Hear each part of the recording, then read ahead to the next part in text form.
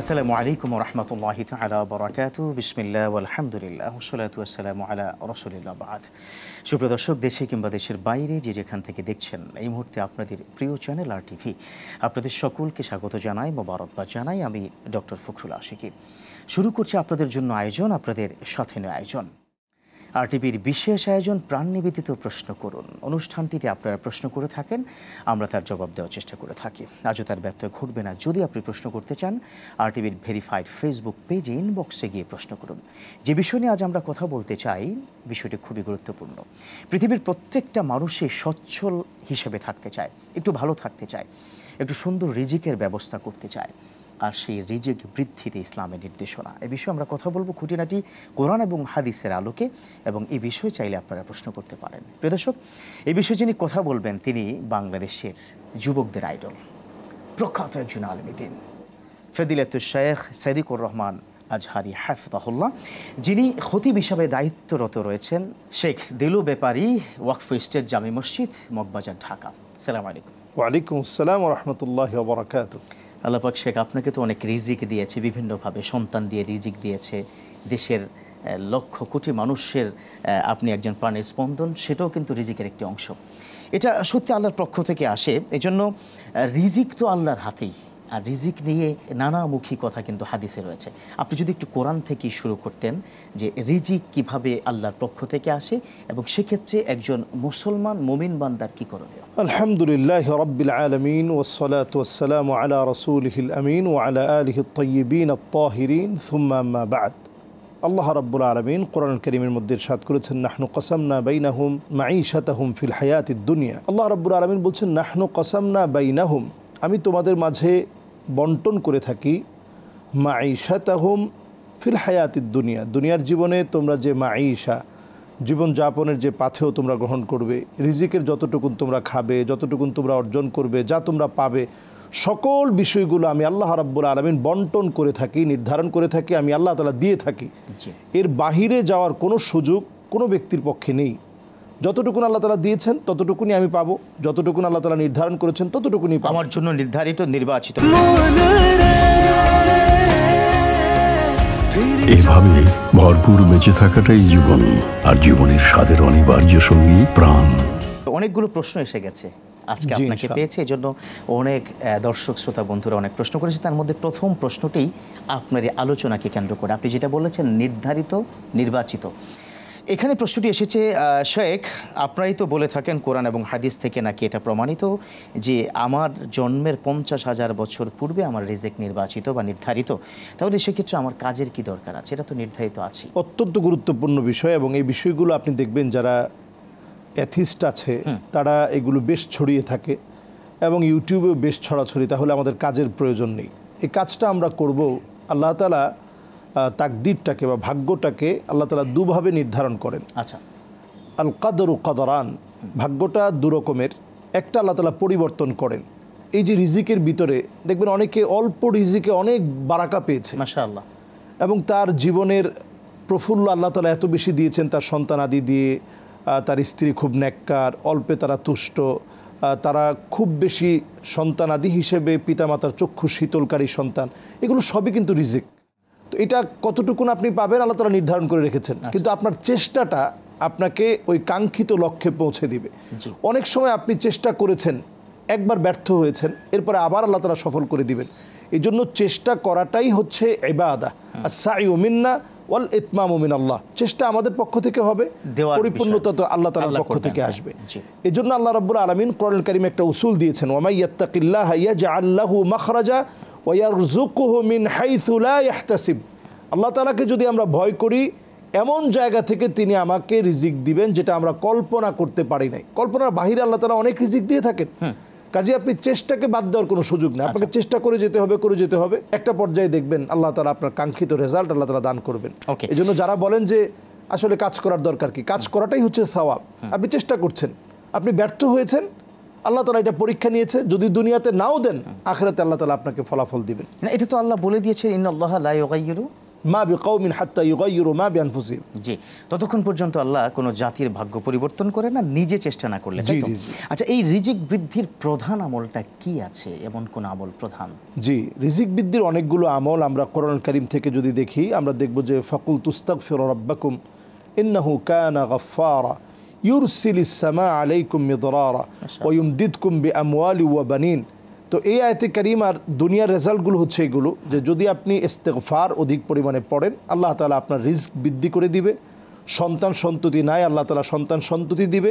আল্লাহ রাব্বুল আলামিন রিজকের মধ্যে বরকত বাড়িয়ে দিবে এবং পরবর্তী আখিরাতে আল্লাহ তাআলা আপনাকে জান্নাতের মালিক বানাবে। তাহলে বোঝা যায় যে রিজক লাভের জন্য এমন কিছু দোয়া আছে নিশ্চয়ই, যে দোয়াগুলোর মধ্য দিয়ে আল্লাহ তাআলা রিজিক বৃদ্ধি করেন।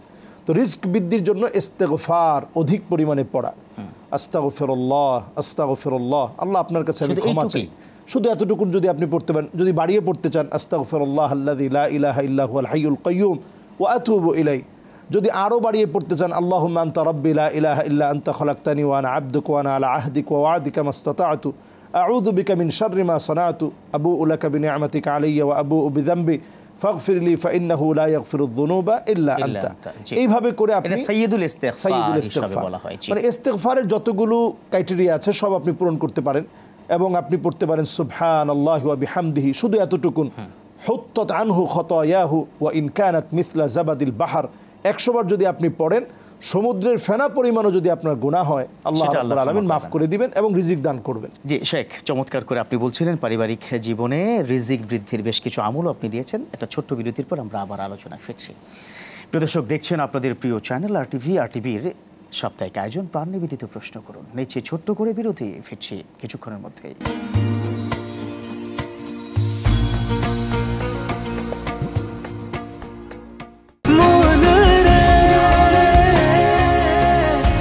এভাবে ভরপুর বেঁচে থাকাটাই জীবন, আর জীবনের স্বাদের অনিবার্য সঙ্গী প্রাণ।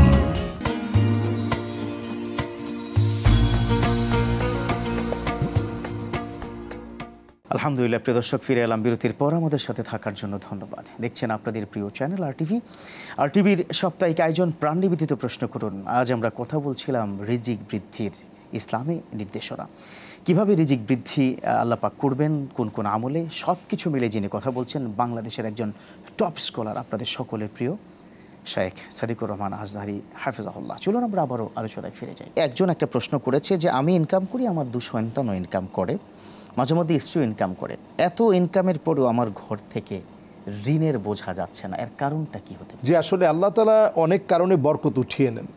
বরকতটা যদি না থাকে, যেটা আমরা শুরুতেও বলেছি, আপনি আপনার উপস্থাপনায় বলেছেন, বারাকাটা যদি না থাকে, তাহলে আপনি দুহাতে ইনকাম করবেন, কিন্তু খরচ এমনভাবে হয়ে যাবে, অনেক অসুস্থ হয়ে গেলে একসাথে, তো এই একসাথে অসুস্থ হয়ে গেলে আপনার ইনকাম দিয়ে কিন্তু কুলানো যাবে না। আচ্ছা, এমন রোগ হয়ে গেল যেটা আপনি কল্পনা করতে পারেন নাই। এজন্য বরকত লাভের জন্য কিছু কাজ করতে হয়। যেমন বরকত লাভের জন্য ফেরেশতারা আপনার ঘরে সবসময় প্রবেশ করতে পারবে এরকম পরিবেশ আপনার ঘরটার মধ্যে রাখা। আমাদের ঘরের মধ্যে কিন্তু সেই পরিবেশটা আমরা রাখতে পারি না।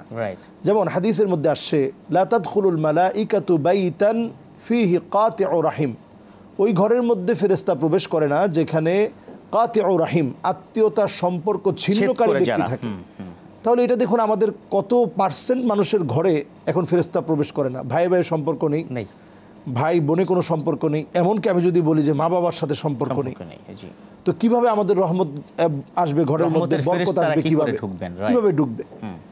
এরপরে দেখুন হাদিসের মধ্যে আসছে, লা তাদখুলুল মালাইকাতু বাইতান ফিহি জুলজুল, যে ঘরের ভিতরে ঝুনঝুনি থাকে, মিউজিক থাকে, সেখানে রহমতের ফেরেশতা আসে না। তাহলে আমাদের এখন প্রত্যেকের ঘরে আমাদের মোবাইলের রিংটোন সারাক্ষণ বাজছে। এই রিংটোন নিয়ে আমি একটা প্রশ্ন আপনাকে করতে চাই, যেহেতু আপনি অনেক প্রশ্নের বা মাসআলা আপনি সোশ্যাল মিডিয়াতে দিয়ে থাকেন, তার মধ্যে একটি প্রশ্ন এই ধরনের আমি করতে চাই যে মোবাইলের রিংটোন মানেই তো মিউজিক, তো এটা তো 99% মোবাইলে, 99 আমার কাছে বড় 1 লক্ষর মধ্যেই হয়তো 99,999টি মোবাইলেই কিন্তু মিউজিক টাইপের রিংটোন আছে, এটা কি হারাম কিনা? আসলে রাসূল করিম সাল্লাল্লাহু আলাইহি সাল্লামের একটি হাদিস আমরা যদি দেখি, নবীজি সাল্লাল্লাহু আলাইহি সাল্লাম বলছেন যে এমন একটা সময় আসবে যে লা তাকুমুস সাআহ, ততক্ষণ পর্যন্ত এই পৃথিবীটা শেষ হবে না, কিয়ামত হবে না। কতক্ষণ? নবীজি বলছেন ইয়াস্তাহিল্লুনাল হিরা ওয়াল হারির ওয়াল মাআজিফ, এমন একটা সময় আসবে যখন গান বাজনা মিউজিক এগুলোকে মানুষ হালাল মনে করবে।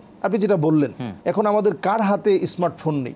আমাদের প্রত্যেকের হাতে, ইভেন আমার হাতেও স্মার্টফোন আছে, নিশ্চয়ই আমার পরিবারে আছে, সবার হাতে হাতে এখন স্মার্টফোন। যদিও আমরা অধিক ব্যস্ততার কারণে আমরা রিংটোনটা দিয়ে রাখতে পারি না, কারণ আমরা সাইলেন্ট মোডেই থাকে, কারণ আমাদের প্রোগ্রামে থাকতে হয়, অনেক ব্যস্ততায় থাকতে হয়। তো এই যে রিংটোনগুলো বাজছে, এটা কিন্তু কোনোভাবেই ফিতনা মুক্ত না, এটাকে আল্লাহ তাআলা হারাম করেছেন। এরপরে আপনি আসেন, নবীজি সাল্লাল্লাহু আলাইহি ওয়াসাল্লাম বলছেন যে একটা ফিতনা আসবে, এটার নাম হবে ফিতনাতুদ দুহায়মা। এরপরে শব্দ চয়ন করলেন লাতামাতহু লাতমাতান। এখানে লাতমাতান দ্বিতীয়বার আসছে, মাফউলে মুতলাক, মানে এটা এমন প্রভাব বিস্তার করবে, প্রকট আকার ধারণ করবে। লাতামাতহু লাতমাতান মানে প্রত্যেকটা ঘরে এই ফিতনা এসে চপেটাঘাত করবে। সাহাবায়ে কেরাম অবাক হয়ে গেলেন, ইয়া রাসূলুল্লাহ, একটা ফিতনা সবার ঘরে ঘরে এসে চপেটাঘাত করবে, এটা কিরকম ফিতনা? নবীজি বললেন এটার নাম হবে দুহায়মা। এরপরেই এই পৃথিবীতে দাজ্জাল আসবে। তো সাহাবায়ে কেরাম সেই সময়ে এটার উপলব্ধি যেভাবে ওনারা চিন্তা করেছেন, অথবা যেভাবে ওনারা আজ করেছেন, আজকের পৃথিবীতে যদি আপনি চিন্তা করেন, স্মার্টফোন নেই এরকম ঘর একেবারেই নাই, শূন্যের কোঠায়। তাহলে বোঝা যায় যে এই যে ফিতনাটা ছড়িয়ে গিয়েছে, আল্লাহ রাসূল এটাকে ভয় করেছেন, আর সেই ভয়টা এখন জয় হয়েছে, এবং সেটা এখন মোবাইলের রিংটোন। এটার উপায়টা কি? ভিন্ন কোনো প্রক্রিয়া কি ইসলাম কি না? এটা আমরা এখন এরকম, এখন তো সুযোগ রয়েছে, অ্যাপ রয়েছে, আপনি প্লে স্টোরে গেলেই আপনি মিউজিকহীন সুন্দর শুধুমাত্র মুখের হামিং দিয়ে আপনি এই জাতীয় বিভিন্ন রিংটোন যেগুলো আল্লাহর কথা স্মরণ করে, টোনটা শুধু টোনটা থাকবে, রিং না, মানে যেটা মিউজিক থাকবে আর কি, শুধু কণ্ঠ থাকবে, কণ্ঠ দিয়ে সুন্দর, যেগুলো আল্লাহর কথা আপনাকে স্মরণ করিয়ে দেয়, একটু ইমোশনাল কিছু একটা দেওয়া যেতে পারে। এখানে আরেকটা প্রশ্ন আমার জন্মই হয়ে গেল, এবং আমার কাছে মনে হয় যে আমাদের প্রিয় দর্শক, এটা আপনাদের হয়তো প্রশ্ন থাকতে পারে, যারা কোরআনে, যেমন আপনি তো বাংলাদেশের প্রখ্যাত একজন বক্তা, তো আমি আপনার কি মোবাইলে কিন্তু কোরআন তেলাওয়াতের রিংটোন শুনেছি কোনো একদিন কোনো একটা প্রোগ্রামে, আপনি সেটা হয়তো দিয়েও রেখেছেন। তো এটা যদি আপনি মানে বাথরুমে আপনি যখন যাবেন, এটা যখন বেজে উঠবে, সেক্ষেত্রে গুনাহ হবে কিনা? মানে আপনার ক্ষেত্রে বলছি না, যদি সবার ক্ষেত্রে মোবাইলে, এটা আসলে মোবাইলে আমরা কোরআনুল কারীমের রিংটোনটা এটা আমরা মোবাইলে ব্যবহার করব না। এটা আপনি যেটা বললেন যে এটার একদিকে সৌন্দর্য আছে, যে আপনি কোরআনুল কারীমের তেলাওয়াত শুনলেন, কোরআনের সাথে লেগে থাকলেন। আরেকটা বিষয় আছে, কোরআনের তেলাওয়াতকে হঠাৎ কোনো জায়গায় থামিয়ে দেওয়া যায় না, রাইট?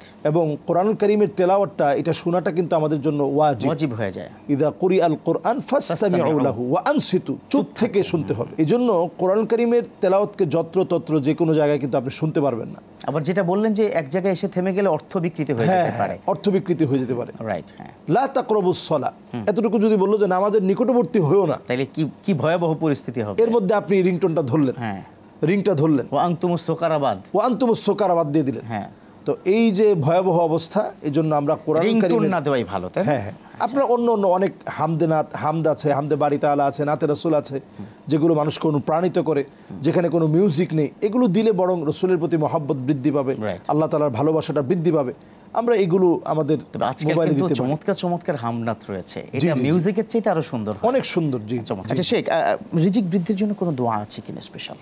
হ্যাঁ, স্পেশালি নবীজি সাল্লাল্লাহু আলাইহি সাল্লাম যে দোয়াটা আল্লাহর কাছে করতেন, রব্বানা আতিনা ফিদ দুনিয়া হাসানা ওয়া ফিল আখিরাতি হাসানা ওয়া কিনা আযাবান নার, এই দোয়াটি সবচেয়ে বেসিক দোয়া, যে দোয়াটি কোরআনের আয়াত, এবং এই দোয়াটিকে সবচেয়ে আজমাল ওয়া আজমা, সবচেয়ে সুন্দর এবং পরিপূর্ণ দোয়া বলা হয়েছে। চমৎকার করে আপনি একটা জায়গায় ছিলেন, যেমন সকলে মিলে যাতে করে আল্লাহর কাছে দোয়া করা, বা আরও বেশ কিছু রিজিক বৃদ্ধির বিষয়। তবে শুনবো আরও বিস্তারিত, আবারও সময় এসেছে ছোট্ট একটা বিরতির। প্রিয় দর্শক, দেখছেন আপনাদের প্রিয় চ্যানেল আরটিভির সাপ্তাহিক আয়োজন প্রাণ নিবেদিত প্রশ্ন করুন। আলোচনা করছিলাম রিজিক বৃদ্ধিতে ইসলামের নির্দেশনা। আমরা আবারও ছোট্ট করে বিরতি নিচ্ছি, কোথাও যাবেন না, ফিরছি কিছুক্ষণের মধ্যেই।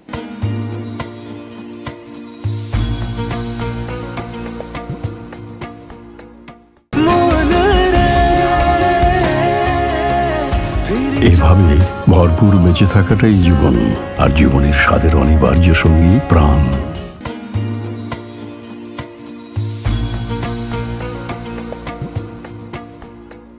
আলহামদুলিল্লাহ, প্রিয় দর্শক, ফিরে এলাম বিরতির পর। আমাদের সাথে থাকার জন্য ধন্যবাদ। দেখছেন আপনাদের প্রিয় চ্যানেল আরটিভির সাপ্তাহিক আয়োজন, আপনাদের সাথে নিয়ে আয়োজন প্রাণনিবেদিত প্রশ্ন করুন অনুষ্ঠানটিতে যদি আপনি প্রশ্ন করতে চান তাহলে RTVর ভেরিফাইড ফেসবুক পেজে গিয়ে ইনবক্সে প্রশ্ন করুন আজকের বিষয় রিজিক বৃদ্ধিতে ইসলামী নির্দেশনা অথবা আপনার যে কোনো ধরনের প্রশ্ন। প্রস্তুত রয়েছেন আমাদের একজন প্রিয় শায়েখ, বাংলাদেশের সকলের স্বনামধন্য ব্যক্তিত্ব শেখ সাদিকুর রহমান আজহারি হাফিজাহুল্লাহ। চলুন আমরা তার কাছ থেকে আরও বেশ কিছু টিপস নিয়ে নিই, বেশ কিছু ইসলামী নির্দেশনা নিয়ে নিই। অনেকেই তো মনে করেন যে অনেক পয়সায় অনেক রিজিক, আবার অনেকে মনে করে কম পয়সায় রিজিক নেই বা মানে কি দারিদ্রতার মধ্যে।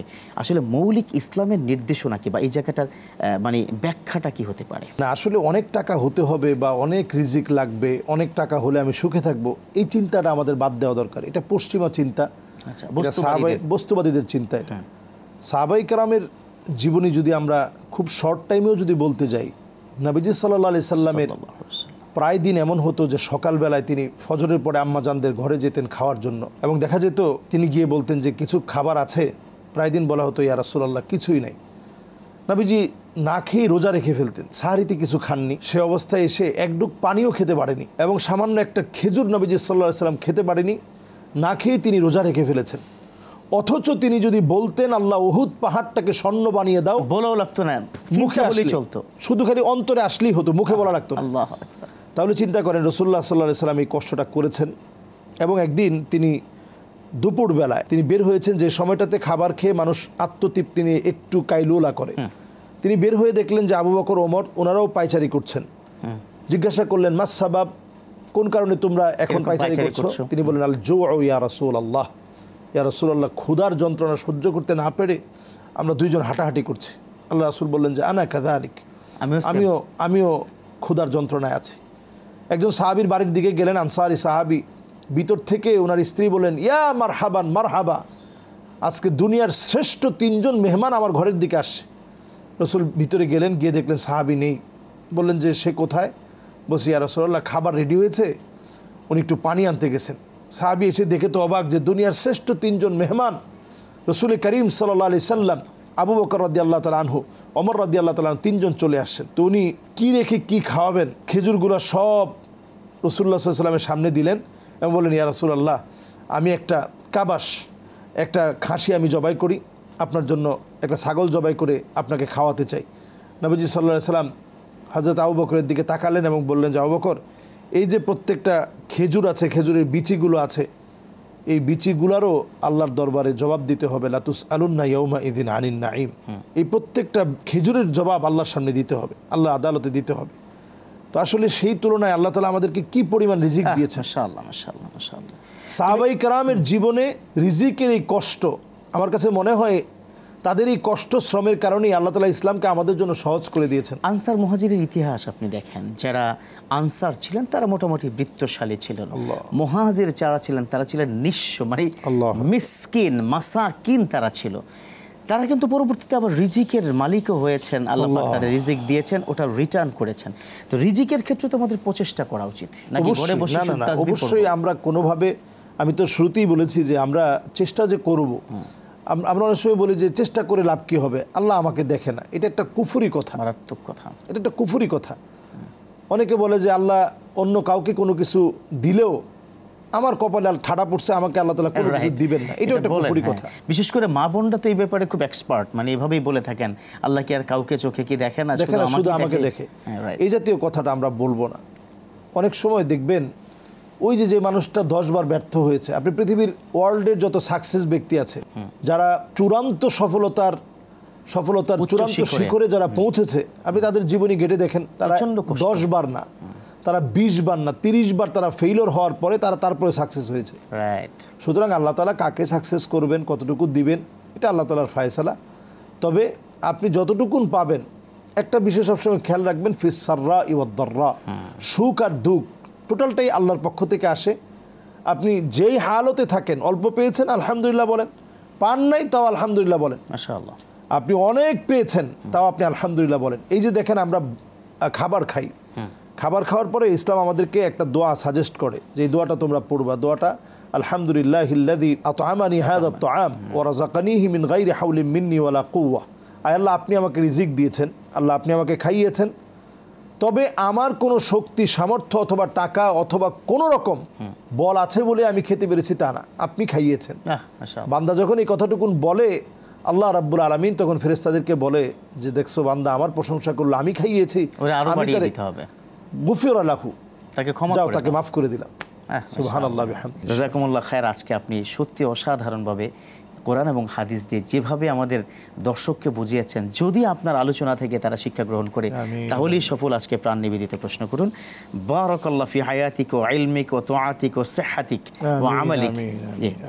প্রিয় দর্শক, এতক্ষণ পর্যন্ত আপনারা যারা দেখেছেন, সবারই তো রিজিকের প্রয়োজন, তাই না? সবাই তো চাই একটু সচ্ছল জীবনযাপন করতে, কিন্তু রিজিকের প্রয়োজন, সচ্ছল জীবনযাপনের প্রয়োজন, সুখের কি প্রয়োজন নেই?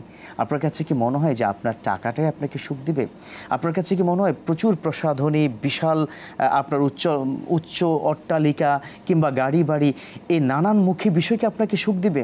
মোটেই নয়। সুখের মালিক আল্লাহ, অল্পতে সুখ আছে। এমনও আমরা কি দেখেছি 1000 কোটি টাকার মালিক সুখে নেই। আবার এটাও দেখেছি একজন মসজিদের ইমাম মাত্র 8000 টাকার বেতনে, তার ঘরে সুখ আর সুখ। সাইয়েদনা আলী রাদিয়াল্লাহু তাআলা আনহু এবং আম্মাজান ফাতেমার জীবন যদি আপনি স্টাডি করেন, আম্মাজান ফাতেমা অকপটে, যদি আমি সেটা বাংলায় বলি, যে আমার ঘরে খাবার ছিল না কিন্তু কানায় কানায় সুখ ছিল, অর্থাৎ ঘরের এমন কোনো জায়গা নেই যেখানে সুখ ছিল না। এটাই তো হওয়া উচিত। আসুন অল্পতে তুষ্ট থাকি, সবাই মিলে সুন্দর করে আমল করি, ইসলামিক একটি পারিবারিক জীবন গঠন করি। সেই প্রত্যাশায় আজকের মতো শেষ করছি। আল্লাহ হাফেজ।